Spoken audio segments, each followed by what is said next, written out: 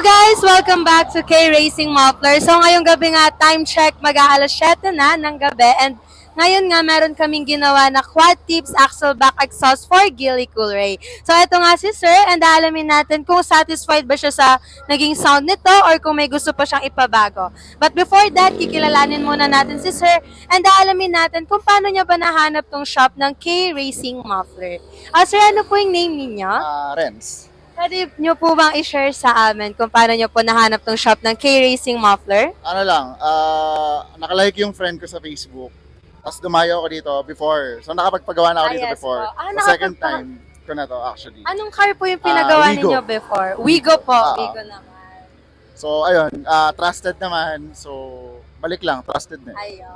Ayun nga. So sabi nga ni Sir, before nakapagpagawa na rin siya. And nalaman ni Sir yung page na to because of his Ay, friend lang ako na nakalike. Kung tatanungin namin kayo, Sir, bakit nyo po gusto ipabago yung exhaust nitong Gilly Coolray po? Tahimik eh. So nakakabingi yung katahimikan. Gusto nyo naman po na magkaroon na siya ng ingay. Ingay lang. And approve naman po ba si Mrs. na ipabago nyo po yung exhaust and muffler niya po? Approve naman. Approve Kung na, hindi, approve naman. No choice na. Ayun, sa mga ibang car owners dyan, dapat bago kayo magpunta dito, Kailangan approve. ask permission muna. Ayun, gayahin ninyo si Sir. So, kamusta naman Sir, kung i-rate po natin, out of 10, yung naging outcome niya, ano po yung ma-rate ninyo? 10. Since 10 yun naman out din of yung 10. expected ko. And, mahirap akong customer. Ang dami kong pinagawa. Nagawa niyo lahat. So, okay siya. Goods. So, ayun, nung nakaraan nga, nag-canvas na si Sir dito sa shop para dun sa gagawin nating quad tips sa kanyang sasakyan.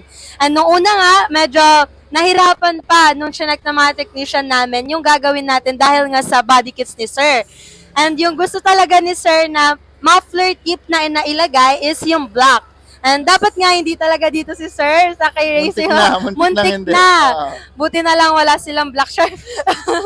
Joke lang po. Yun yung deal breaker eh. Meron nagawa ng paraan. So ayun nga, yung nag-search si Sir dun sa requested na gusto niyang type ng quad tips exhaust, and nung chinek naman ng mga technicians namin, okay naman siya. So ngayon nga, nandito si Sir and nagawa naman natin yung quad tips exhaust para sa kanyang Gilly Coolray. Ayun Sir, may gusto pa po ba kayong sabihin para sa mga viewers po natin and sa mga car owners na nagbabalak din po magpakabit ng muffler para sa kanilang sasakyan?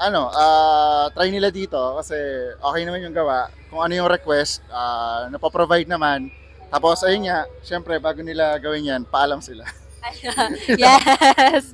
Magpaalam muna kaya yan. Quote of this day, magpaalam muna sa mga misis. Ayun. Sa mga partner ninyo.